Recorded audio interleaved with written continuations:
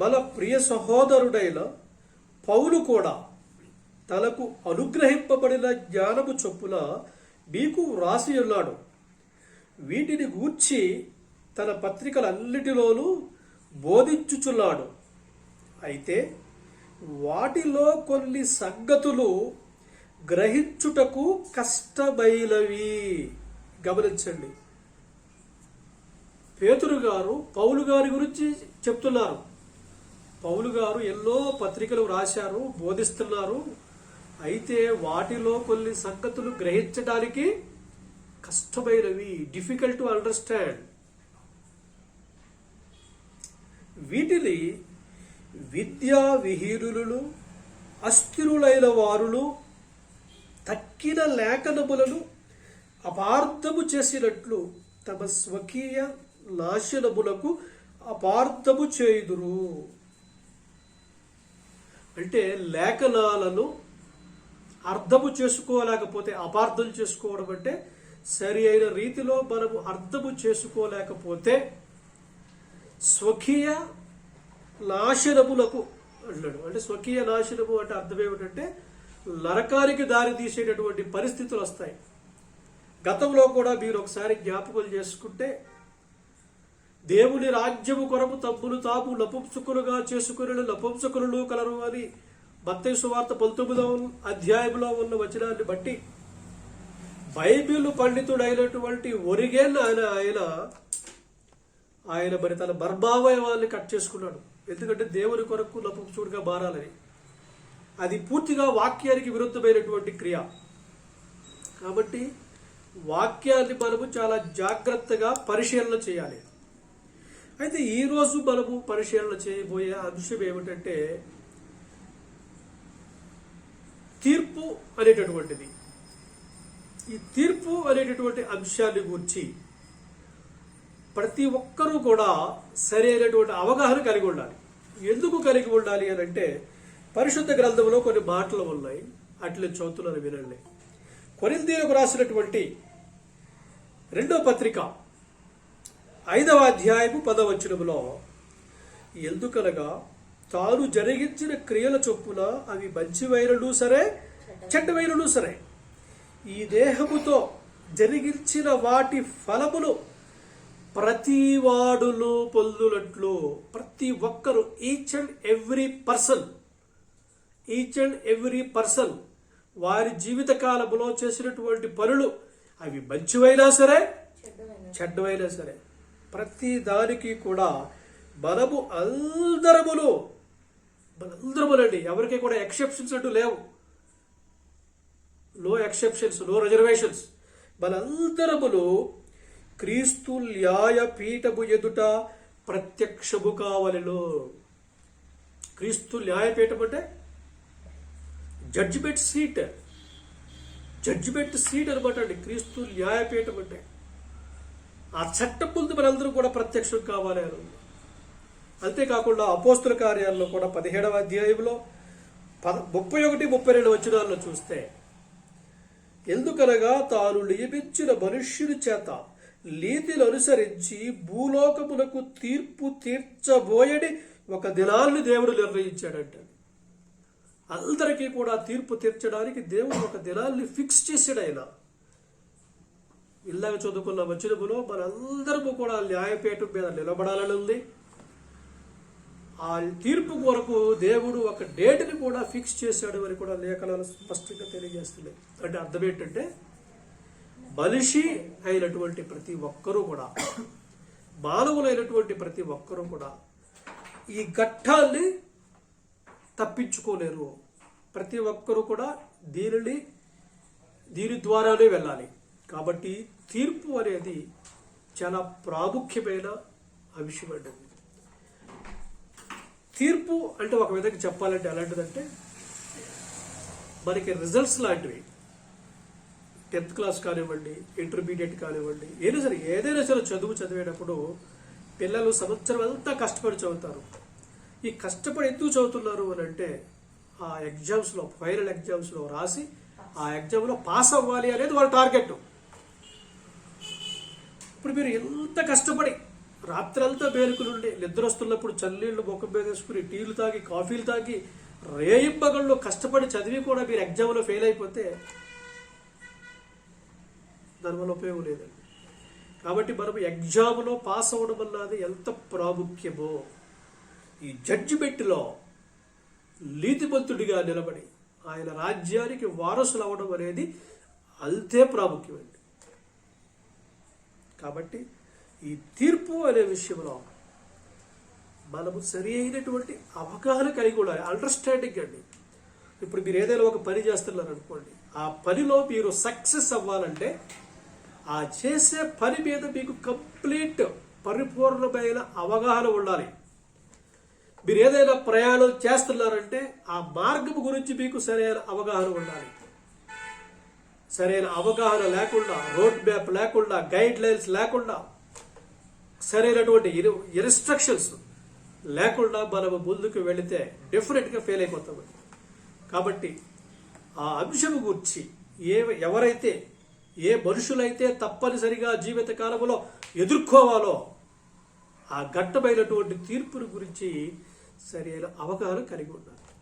మరి ఈ తీర్పు అనే అంశాన్ని గురించి పరిశుద్ధ గ్రంథం మనకి ఏమని తెలియజేస్తుంది, దాన్ని మనం ఎలా అర్థం చేసుకోవాలి అనే విషయాన్ని మనం చూడాలి. అయితే ఇందాక పేతురు గారు చెప్పినట్లుగా అనేకమైనటువంటి సంగతులు గ్రహించడానికి చాలా కష్టమండి. ఎందుకంటే బైబిల్ ఏదో ఒక మనిషి చేత ఒక కాలంలో రాయబడింది కాదు. దేవుడు అనేక మంది ప్రవక్తలను, అనేక మంది భక్తులను అనేక సంవత్సరాల కాలంలో ఆ కాలాన్ని బట్టి, సమయాన్ని బట్టి, సందర్భాన్ని బట్టి ఆయన వ్రాయించుకున్నారు. కాబట్టి ఆ వాక్యాలన్నింటినీ కూడా మనం చక్కగా ఒక సమీకరించుకోవాలి, క్రోడీకరించుకుని మనం ముందుకెళ్తే చక్కగా అర్థమవుతుంది. కాబట్టి తప్పనిసరిగా ఇవన్నీ కూడా ఒకదానితో ఒకటి కొంచెం విభేదించినట్టుగా ఉంటాయి, కొంచెం అర్థం చేసుకోవడానికి కష్టం అయినట్టుగా అనిపిస్తూ ఉంటాయి, కొన్ని సందర్భాల్లో ఇది తప్ప అన్నట్టుగా కూడా అనిపిస్తూ ఉంటుంది. కానీ పరిశుద్ధాత్మ చేత ప్రేరేపించబడినటువంటి దేవుని మూలముగా వ్రాయబడినటువంటి లేఖనాలలో ఎంత మాత్రము కూడా తప్పుండదు. కాబట్టి వాటిని మనం చాలా జాగ్రత్తగా పరిశీలన చేస్తే అందులో ఉన్నటువంటి ఆత్మ సంబంధమైన అర్థాన్ని మనం అర్థం చేసుకోగలుగుతాం. ఈ విషయాన్ని మనం గుర్తుపెట్టుకోవాలి. కాబట్టి ఈ తీర్పు అనే అంశంలో మనకున్నటువంటి కొన్ని విషయాలు మీకు చూపిస్తారు, మీకు ఆశ్చర్యం కలుగుతూ ఉంటుంది. చూడండి, కొన్ని మాటల్ని మనం చూద్దాం.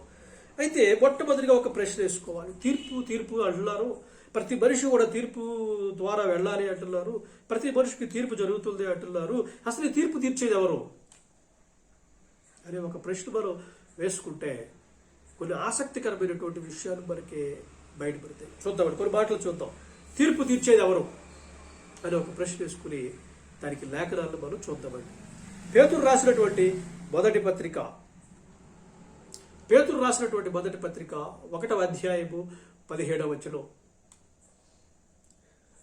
ఆయన రాస్తున్నాడు. చూడండి, పక్షపాతము లేకుండా క్రియలను బట్టి ప్రతి వానికి తీర్పు తీర్చువాడు తండ్రి.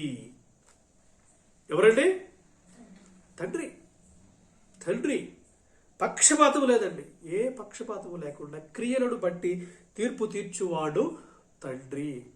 ఇప్పుడు ఒక ప్రశ్న వేస్తున్నాం, ప్రపంచ మానవులకు తీర్పు తీర్చేది ఎవరు? చెప్పండి, మీరు చెప్పండి. తండ్రి.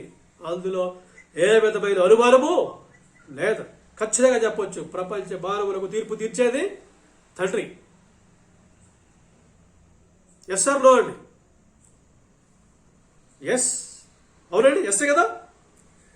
తీర్పు తీర్చువాడు తండ్రి. రైట్. యోహాను సువార్త 5వ అధ్యాయము 22వ వచనం అందరూ తీయాలండి. యోహాను సువార్త 5:22. తండ్రి ఎవరికి తీర్పు తీర్చడు కానీ, గమనించండి మాటలు, తండ్రి ఎవరికి తీర్పు తీర్చడు కానీ 23 తండ్రిని గనపరచునట్లుగా అందరును కుమారుని గనపరచవలనని తీర్పు తీర్చుటకు సర్వాధికారము కుమారుడికి అప్పగించి ఉన్నాడు. తండ్రి ఎవరికి తీర్పు తీర్చడు. ఇప్పుడు ఒక ప్రశ్న వేస్తున్నా మిమ్మల్ని. ఇలాగ మనం చదువుకున్నప్పుడు అందరికీ తీర్పు తీర్చువాడు తండ్రి అని ఉంది. ఎక్కడ చూస్తే తండ్రి ఎవరికి తీర్పు తీర్చడు. ఒక ప్రశ్న, తీర్పు తీర్చేది ఎవరు? తండ్రా కాదా? తండ్రి తీర్పు తీరుస్తాడా తీర్చడా? చెప్పండి.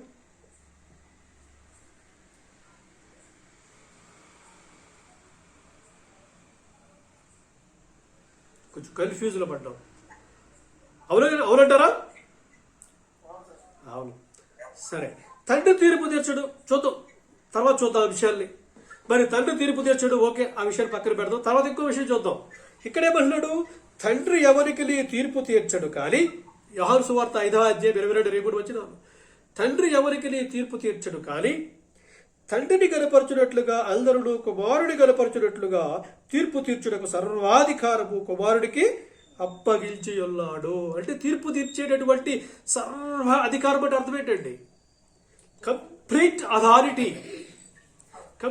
అథారిటీ కుమారుడికి ఇచ్చేసాడు. అంటే ఇప్పుడు తీర్పు ఎవరు తీర్చాలి? కుమారుడు తీర్చాలి. యేసు ప్రభు వారు తీర్పు తీర్చాలి. అడుగుదాం, యేసు ప్రభు వారి దగ్గరికి వెళ్ళి, ప్రభువా మరి తీర్పు తీర్చేవాడు నీవేనా అని అడుగుదాం ఒకసారి. ఆయన ఏమంటాడో మనం చూద్దామండి. యోహాను సువార్త 12వ అధ్యాయము 47వ వచనం గమనించండి. 5వ అధ్యాయములో, యోహాను సువార్త 5వ అధ్యాయములో కుమారుడికి సర్వాధికారము ఇవ్వబడిపోయింది. 7 అధ్యాయాల తర్వాత మనం మాట్లాడుతున్నాం. 12వ అధ్యాయంలో, యోహాను సువార్త 12వ అధ్యాయము 47వ వచనం, ఎవడైనను, యేసు ప్రభు వారు మాట్లాడుతున్నారండి, నా మాటలు విలియు వాటిని గైకొనకుండిన ఎడల నేను అతనికి తీర్పు తీర్చను. 5వ అధ్యాయములోనే యేసు ప్రభు వారికి తీర్పు తీర్చే సర్వ అధికారము ఇయ్యబడ్డప్పుడు, సర్వ అధికారము ఇయ్యబడి తీర్పు తీర్చేటటువంటి బాధ్యత యేసు ప్రభు వారికి అప్పగించినప్పుడు, తీర్పు తీర్చకుండా యేసు ప్రభు వారు ఏమన్నారు? నేను ఎవరికి తీర్పు తీర్చను. నేను ప్రశ్న అడుగుతున్నా, తీర్పు తీర్చేది ఎవరు? యేసు ప్రభు వారు తీర్పు తీరుస్తారా తీర్చరా? చెప్పండి, మీరే చెప్పాలండి. ఎవరైనా సరే, బ్రదర్స్ అండ్ సిస్టర్స్, ఎనీబడి,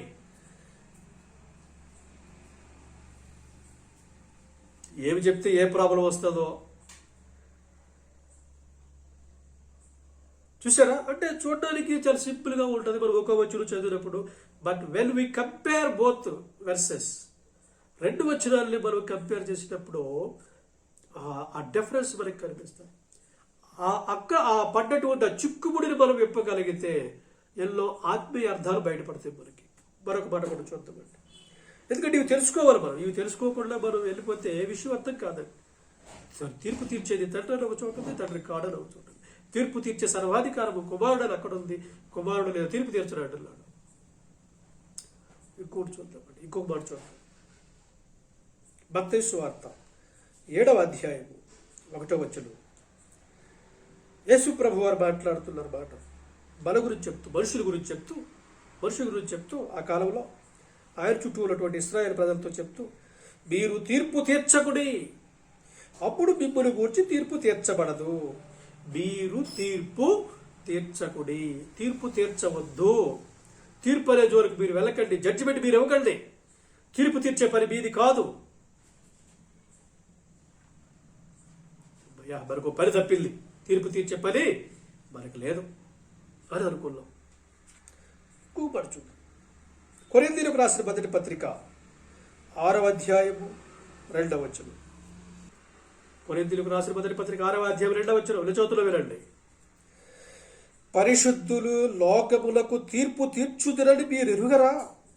మీ వలన లోకములకు తీర్పు జరగవలసి ఉండగా మిక్కిలి అల్పమైన సంగతులను గూర్చి తీర్పు తీర్చుటకు మీకు యోగ్యత లేదా? మీరు ఈ లోకానికి తీర్పు తీర్చాలి అని పౌలు గారు అంటున్నారు. అక్కడ యేసుప్రభు వారు ఏమన్నారు? మీరు ఎవరికి తీర్పు తీర్చొద్దు అంటున్నారు. మరి మీకు తీర్పు తీర్చాలా వద్దా? తీర్పు తీర్చామనుకోండి యేసుప్రభు వారితో ప్రాబ్లం అయిపోతుంది మనకి. తీర్పు తీర్చకుండా సైలెంట్ ఉన్నాం అనుకోండి పౌలు గారితో ప్రాబ్లం అయిపోతుంది. ఎందుకే మనుష్యులు తీర్పు తీర్చాలా తీర్చకూడదా? ఇదొక కాంట్రవర్సీ. నెక్స్ట్ మరొక అంశాన్ని మనం చూద్దాం. ఇవన్నీ మీకు ప్రశ్నలు ఎందుకు మీకు పెడుతున్నారంటే తెలుసుకోవాలండి ప్రియమైన దేవుని పిల్లలు. ఇవి మనకెందుకండి అని అనుకుంటే కాదు, అక్కడ దాగి ఉన్నటువంటి విషయం మనకు తెలియాలంటే ఖచ్చితంగా తెలుసుకోవాలి. మరొక సందర్భాన్ని కూడా చూద్దాం. ఒక ప్రశ్న మిమ్మల్ని వేస్తుంది జనరల్గా, తీర్పు ఎప్పుడు జరుగుతుంది చెప్పండి ఎవరైనా సరే, జస్ట్ రఫ్గా, తప్పైనా పర్లేదండి. Right right right right right అంటే లోకానికి తీర్పు ఎప్పుడు జరుగుతుంది? రైట్ అండి, యూఆర్ 100% రైట్ బ్రదర్. ఇక మన బైబిల్ పరంగా ఎప్పుడు జరుగుతుంది తీర్పు? ఒక మాట చూద్దాం. అపోస్తల కార్యములు 17వ అధ్యాయము 31, 32 వచనాలు. ఇందాక మనం చక్కగా చదువుకుల్లో కూడా మరోసారి రిపీట్ చేద్దాం. అపోస్తల కార్యములు 17వ అధ్యాయము 31, 32 వచనాలు. నేను చదువుతున్నాను, వినండి. ఎందుకనగా తాను నియమించిన మనుష్యుని చేత నీతి అనుసరించి భూలోకమునకు తీర్పు తీర్చబోయని ఒక దినమును నిర్ణయించి ఉన్నాడు దేవుడు. మృతులలో నుండి ఆయనను లేపినందున దీనిని నమ్ముటకు అందరికీ ఆధారము కలుగజేసి ఉన్నాడు. భూలోకానికి తీర్పు తీర్చే ఒక దినాన్ని భవిష్యత్తులో నిర్ణయించాడు. అంటే అర్థం ఏంటండి? తీర్పు ఎప్పుడు జరుగుతుంది? భవిష్యత్తులో జరుగుతుంది. దానికోసం ఎవరిని నియమించాడు దేవుడు? యేసు ప్రభువు వారిని నియమించాడు. మృతులలో నుండి ఆయనను లేపుట వలన నమ్మడానికి మనకు ఒక ఆధారాన్ని కలుగు చేశాడు. అంటే అర్థం ఏంటంటే ఎప్పుడు జరుగుతుంది తీర్పు? భవిష్యత్తులో. హెబ్రీ పత్రిక 9:27 మనుషులు ఒక్కసారి మృతి పొందవలనని నియమింపబడిను, అటు తరువాత తీర్పు జరుగును. మళ్ళీ రిపీట్ చేస్తున్నా, హెబ్రీ 9:27 మనుషులు ఒక్కసారే మృతి పొందవలనని నియమింపబడిను, అటు తరువాత తీర్పు జరుగును. అంటే మనుషులు చనిపోయిన తరువాత తీర్పు జరుగుతుంది. ఇంతవరకు ఓకేనండి? రైట్. ఇంకో మాట కూడా చూద్దామండి. తెస్సలోనికైలకు రాసిన 2వ పత్రిక 1వ అధ్యాయము. తెస్సలోనికైలకు రాసినటువంటి 2వ పత్రిక 1వ అధ్యాయము 6 నుండి 8 వచనాలు. వెరీ క్లియర్ అండ్ డైరెక్ట్గా ఉందండి. ఇక్కడ వచనం చూడండి, జాగ్రత్తగా చూడండి. తీర్పు ఎప్పుడు జరుగుద్ది అనే విషయంలో తెస్సలోనికైలకు రాసిన 2వ పత్రిక 1వ అధ్యాయము 6, 7, 8 వచనాలు. మన ప్రభువైన యేసు తన ప్రభావమును కనపరచు దూతలతో కూడా పరలోకము నుండి అగ్ని జ్వాలలలో ప్రత్యక్షమై, ఎప్పుడండి? సెకండ్ కమింగ్లో. అది జరగబోయే విషయాలు చెప్తున్నాడు ఆయన. అగ్ని జ్వాలలలో ప్రత్యక్షమై దేవుని ఎరుగని వారికి, మన ప్రభువైన యేసు సువార్తకు లోబడని వారికి ప్రతిదండన చేయునప్పుడు మిమ్ములు శ్రమపరచు వారికి శ్రమయు, శ్రమ పొందుచున్న మీకు మాతో కూడా విశ్రాంతియు అనుగ్రహించుట దేవునికి న్యాయమే. అంటే ఎప్పుడు జరుగుతుంది తీర్పు? ఆయన రాకడలో ప్రభువైన యేసు తన ప్రభావమును కనపరచు దూతలతో కూడా పరలోకము నుండి అగ్నిజ్వాలల్లో ప్రత్యక్షమై. ఇది ఎప్పుడు జరుగుతుంది అంటే సెకండ్ కమింగ్లో. అప్పుడు ఎవరికి ప్రతిదండన, ఎవరికి జీవకిరీటము, ఇవన్నీ డిసైడ్ అవుతాయి అంటున్నాడు ఆయన. అంటే దీన్ని బట్టి మనకు స్పష్టంగా క్లియర్గా అర్థమైంది ఏంటంటే తీర్పు ఎప్పుడు జరుగుతుంది లోకానికి? చెప్పండి, ఎప్పుడు జరుగుతుంది? చెప్పండి, పర్లేదు చెప్పండి. భవిష్యత్తులో లోకానికి తీర్పు జరగబోతూ ఉంది. అందరూ ఒప్పుకుంటారండి? ఇది అందరూ ఒప్పుకుంటారా? ఏమైనా మీకు డౌట్ ఉందా? నాకైతే ఏ డౌట్ లేదండి. I'm very clear. యేసు ప్రభు వారి చేత లోకానికి అంతటికీ కూడా తీర్పు తీర్చబోయే ఒక దినాన్ని తండ్రి అయిన దేవుడు నియమించి ఉన్నాడు అని అపోస్తల కార్యాలు 17వ అధ్యాయము 31, 32 క్లియర్గా ఉంది. తెస్సలోనికైలకు రాసిన 2వ పత్రిక 1వ అధ్యాయము 6, 8 వచనాల్లో ప్రభువైన యేసు తన ప్రభావాలను కనపరిచి దూతలతో కూడా ప్రత్యక్షమై అగ్ని జ్వాలల్లో ప్రత్యక్షమై అందరికీ కూడా తీర్పు తీరుస్తాడు. కాబట్టి ఎటువంటి డౌట్ లేకుండా భవిష్యత్తులో 2వ రాకడలో తీర్పు జరుగుతుంది అన్న విషయం మనకి స్పష్టమైపోయింది. ఇంతవరకు ఓకేనండి? అందరూ ఒప్పుకుంటారా? ఇంకేమైనా మీకు అనుమానం ఉందా ఈ విషయంలో?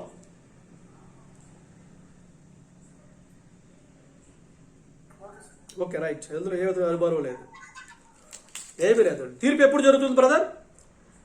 భవిష్యత్తులో రెండవ రాకడ సమయంలో తీర్పు జరగబోతుంది లోకానికి. ఇది ఇది గుర్తుపెట్టుకోవాలి మీరు. ఈ విషయాలు మీరు మైండ్లో కూర్చోబెట్టుకోవాలి. తీర్పు ఎప్పుడు జరుగుతుందంటే భవిష్యత్తులో రెండవ రాకడలో జరుగుతుంది. ఇంకొక వచనాన్ని చూద్దాం, మరొక వచనాన్ని చూద్దాం.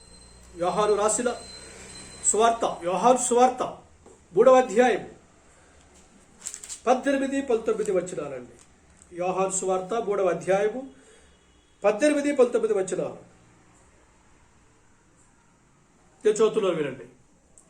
యోహాను సువార్త 3వ అధ్యాయము 18-19 వచనాలు. ఆయన యందు విశ్వాసముంచు వారికి తీర్పు తీర్చబడదు. విశ్వసింపని వాడు దేవుని అద్వితీయ కుమారుని నామమందు విశ్వాసముంచలేదు కనుక వానికి ఇంతకు మునుపే తీర్పు తీర్చబడెను. ఈ వాక్యాలు చాలా జాగ్రత్తగా గమనించాలండి. ఇలాగ మనం చదువుకుంటే భవిష్యత్తులో రెండవ రాకడలో యేసు ప్రభువు వారు తీర్పు తీరుస్తారు అని ఉంది. ఇక్కడేమంటున్నారు యోహాను సువార్త 3వ అధ్యాయంలో? బిగినింగ్ వర్డ్స్ అండి ఇవన్నీ కూడా. సువార్తకు బిగినింగ్ వర్డ్స్. ఏ వ్యక్తి అయితే యేసు క్రీస్తునందు విశ్వాసం ఉంచడో వానికి ఇంతకు మునిపే తీర్పు తీర్చబడెను. అంటే అర్థం ఏంటండి? తీర్పు జరిగిపోయిందా జరుగుతుందా చెప్పాలి మీరు. సమూయేలు గారు చెప్పాలి, జరిగిపోయిందా జరుగుతుందా? ఇంతకు మునిపే తీర్పు జరిగిపోయింది. మరి ఇదేంటండి? మరి యేసు ప్రభు వారిని దేవుడే అపాయం చేశాడు, భవిష్యత్తులో తీర్పు జరుగుతుందని అక్కడ విన్నాము. ఇక్కడ చూస్తే ఇంతకు మునిపే తీర్పు జరిగిపోయింది. ఇప్పుడు ఒక ప్రశ్న, తీర్పు జరిగిపోయిందా లేకపోతే భవిష్యత్తులో జరుగుతుందా? చెప్పాలండి, మీరు చెప్పాలి. తీర్పు భవిష్యత్తులో జరుగుతుందా సెకండ్ కమింగ్లో యేసు ప్రభు వారు వచ్చినప్పుడు, లేకపోతే ఇంతకు మునిపే తీర్పు జరిగిపోయిందా అనేది ప్రశ్న. ఎందుకంటే ఇప్పుడు మనం చదువుకున్నాం కదండి. ఇప్పుడు ఏమనుంది? ఇప్పుడు ఏమని ఉంది ఇక్కడ? ఆయన యందు విశ్వాసముంచు వారికి తీర్పు తీర్చబడదు. విశ్వసింపని వాడు దేవుని అద్వితీయ కుమారుని నామమందు విశ్వాసం ఉంచలేదు కనుక వానికి ఇంతకు మునిపే తీర్పు తీర్చబడేలు జరిగిపోయింది అంటున్నాడు. ఇంకో మాట కూడా చూడండి. పేతురు రాసిన 2వ పత్రిక 2:3. పేతురు రాసిన 2వ పత్రిక 2వ అధ్యాయం 3వ వచనం. పేతురు రాసిన 2వ పత్రిక 2వ అధ్యాయం 3వ వచనం. ఇలా చోతులో వినండి. వారు అధిక లోభులై కల్పనా వాక్యములు చెప్పుచు మీ వలన లాభము సంపాదించుకొందురు. వారికి పూర్వము నుండి విధింపబడిన తీర్పు ఆలస్యము చేయదు, వారి నాశనము కునికి నిద్రపోదు. ఇక్కడ మీరు గమనించాల్సిన వాక్యం ఏంటంటే, వారికి పూర్వము నుండి విధింపబడిన తీర్పు ఆలస్యము చేయదు అంటే అర్థం ఏంటండి? పూర్వము, గతములో ఎప్పుడో విధింపబడిన తీర్పు అంటే అర్థం ఏంటండి? తీర్పు అనేది ఎప్పుడో గతములోనే జరిగిపోయింది అంటున్నాడు. ఇప్పుడు ఒక డౌట్ ఏంటంటే, తీర్పు ఆల్రెడీ జరిగిపోయిందా లేకపోతే భవిష్యత్తులో జరుగుతుందా? It's a big controversy. Right.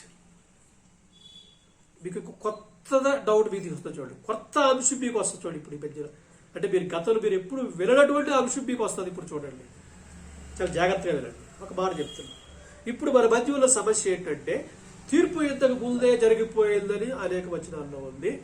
మరికొన్ని వచనాల్లో తీర్పు రెండవ రాకడ సమయంలో జరుగుద్ది అని ఉంది. ఇప్పుడు తీర్పు జరిగిపోయిందా లేకపోతే భవిష్యత్తులో జరుగుతుందా అనే రెండు సమస్యలతో మనం బాధపడుతుంటే ఒక కొత్త సమస్య వచ్చింది. ఇక్కడ చూడండి, ఆ సమస్య ఏంటో చూడండి. యోహాను సువార్త 12వ అధ్యాయము 31వ వచనం అండి. యోహాను సువార్త 12వ అధ్యాయము 31వ వచనం.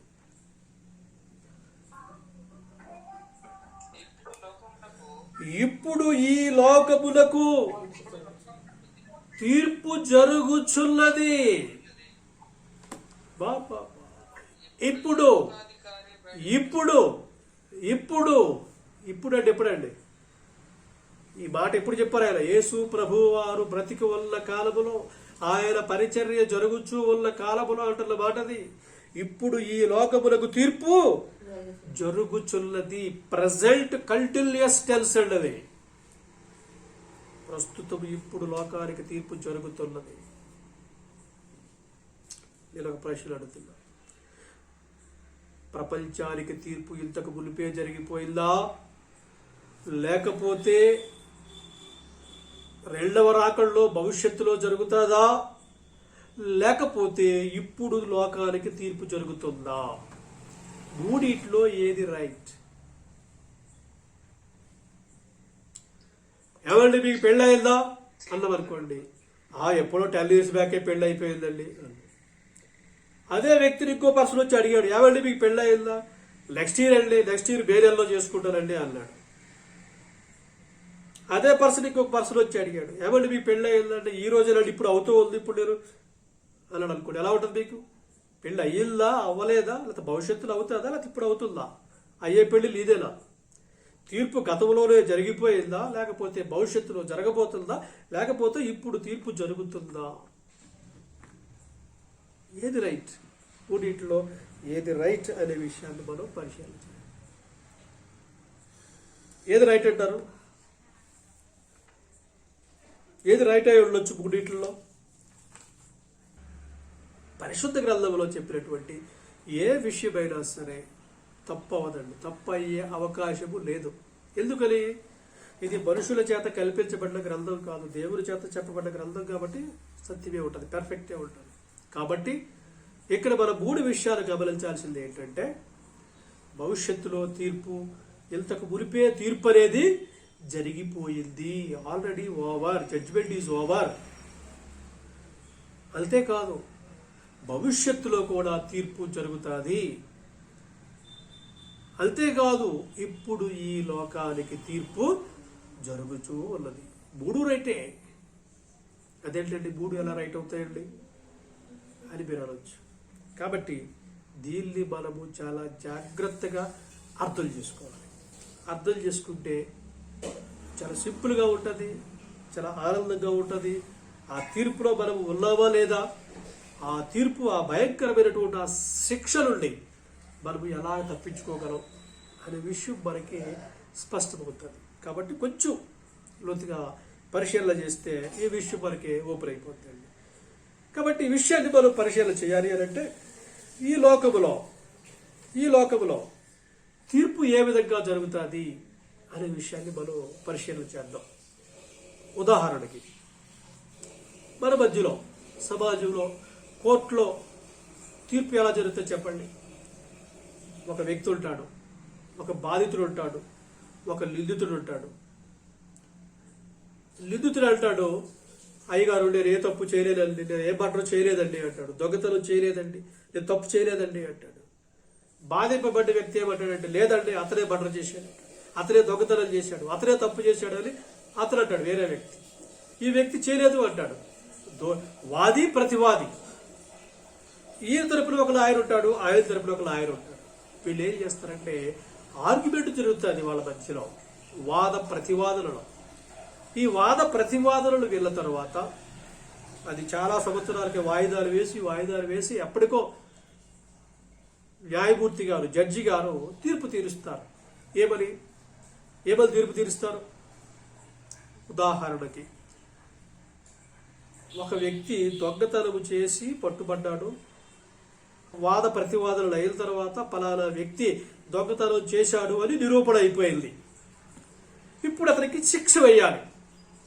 శిక్ష వేయాలి అని అంటే ఇప్పుడు జడ్జి గారు వచ్చి, ఓకే పలానా వ్యక్తి, ఇరుపక్షాల వాదోపవాదాలు పిమ్మట పలానా వ్యక్తి దొంగతనము చేశాడు అని నేరం రుజువైంది కాబట్టి ఇతనికి ఉరిశిక్ష వేస్తున్నాను అన్నాడు అనుకోండి. మీరేమంటారు? వండర్ఫుల్ అండి, ఏం చెప్పారండి జడ్జి గారు, బ్రహ్మాండమైన తీర్పు తీర్చారు అంటారా? ఆయన దొంగతనం చేశాడండి. దొంగతనం కేసులో పట్టుబడ్డాడు.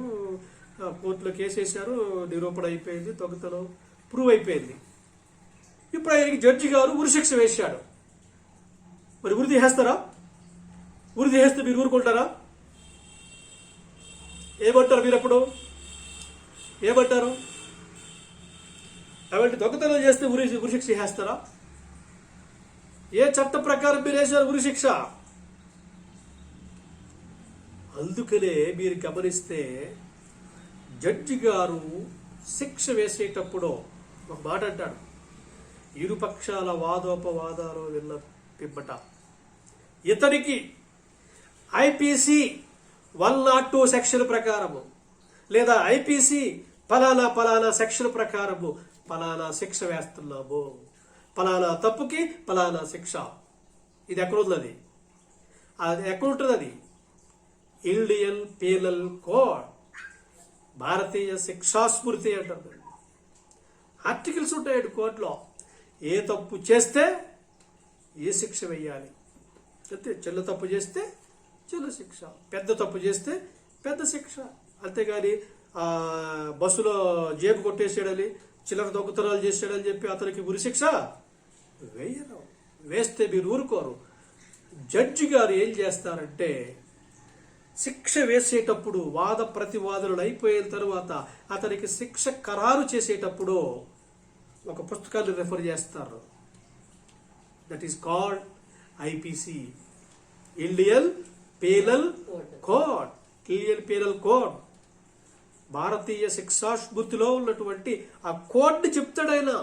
పలానా నంబర్ కోడ్లో ఆర్టికల్లో ఈ తప్పు చేసిన వ్యక్తికి ఈ శిక్ష వేయాలని ఉంది కాబట్టి ఆ చట్ట ప్రకారం ఇతనికి ఈ శిక్ష వేస్తున్నాను అని ఆ ఆర్టికల్ని మెన్షన్ చేస్తాడు, పేర్కొంటాడు.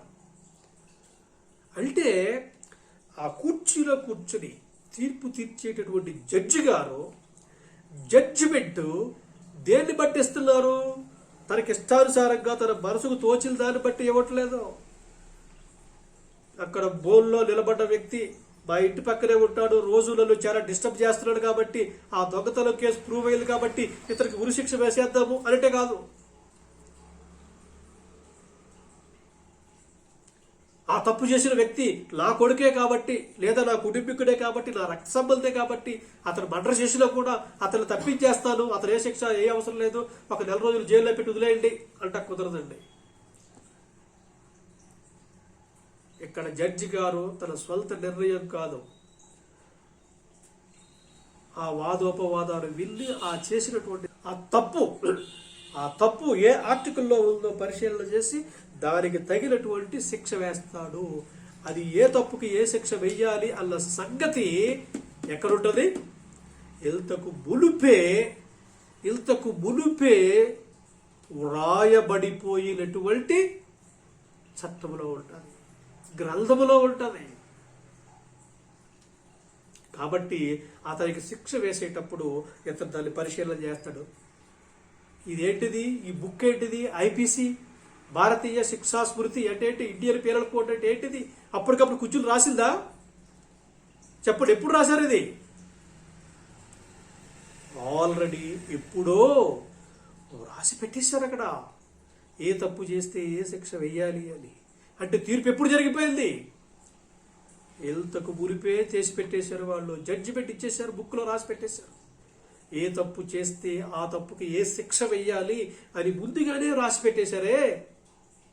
ఐపీసీ అంటారు మనం, భారతీయ శిక్షా స్మృతి అని. అది జరిగిపోయిన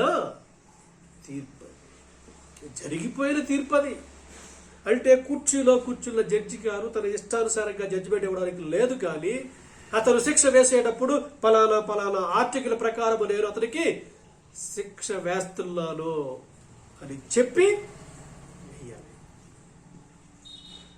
అలా వేస్తేనే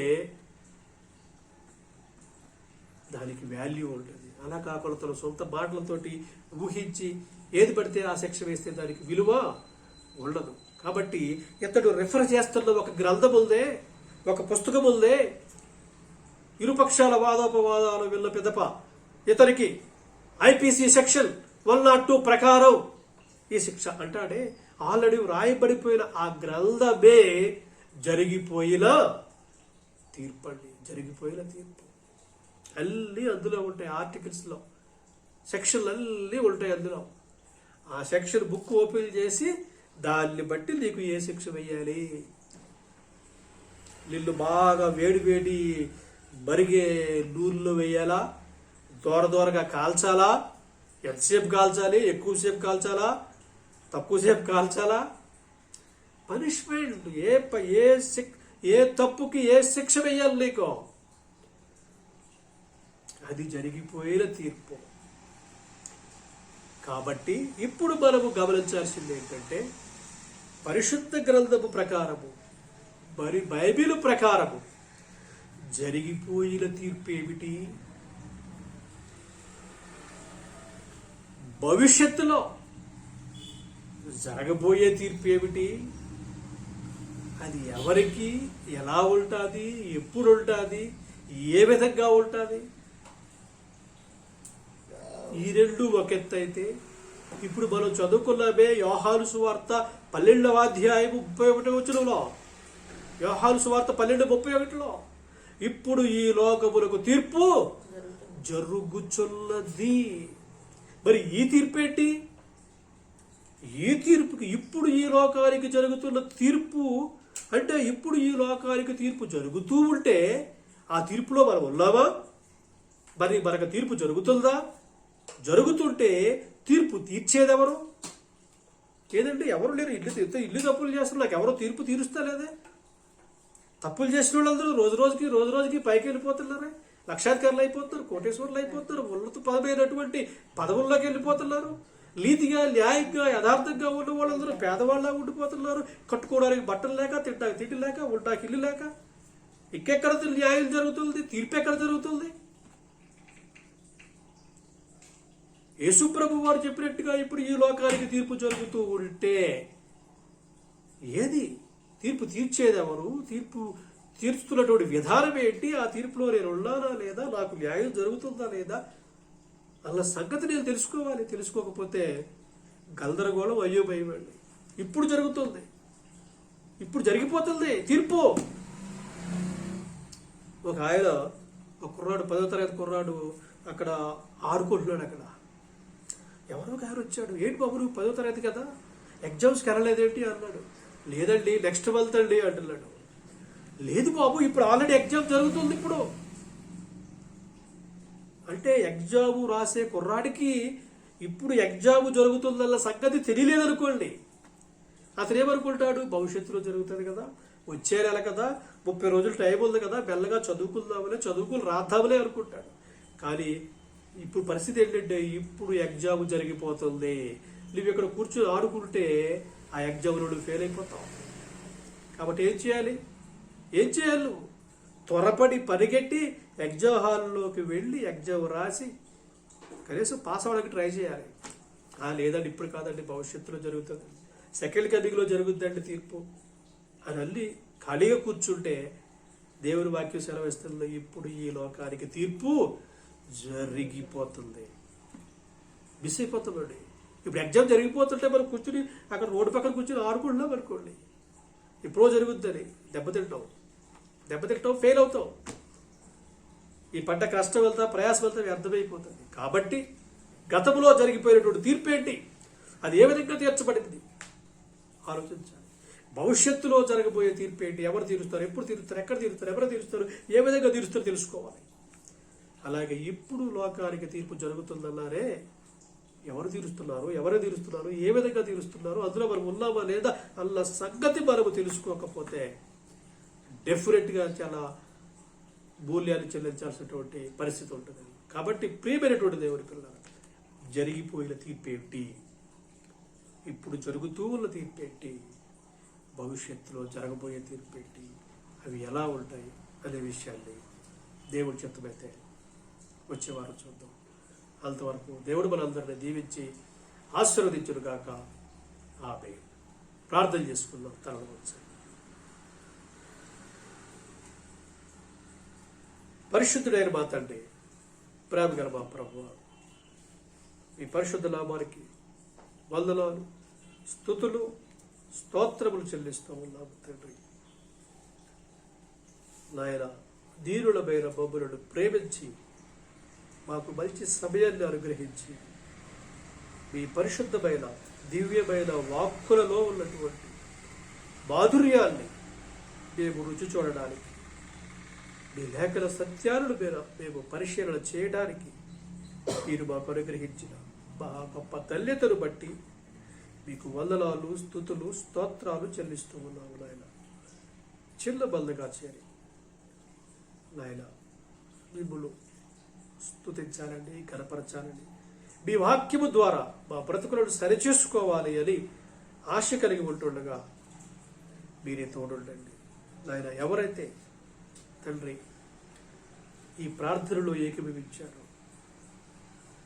వారందరినీ కూడా మీరు దీవించండి నాయన, ఆశీర్వదించండి. పరిశుద్ధ గ్రంథములో మీరు మాకు ఏమి చెప్పబోతున్నారో, మీరు మాకు ఏమి చెప్పారో, మేము ఏ విధంగా నడుచుకోవాలో వాటన్నిటినీ మాకు తెలియచేయండి.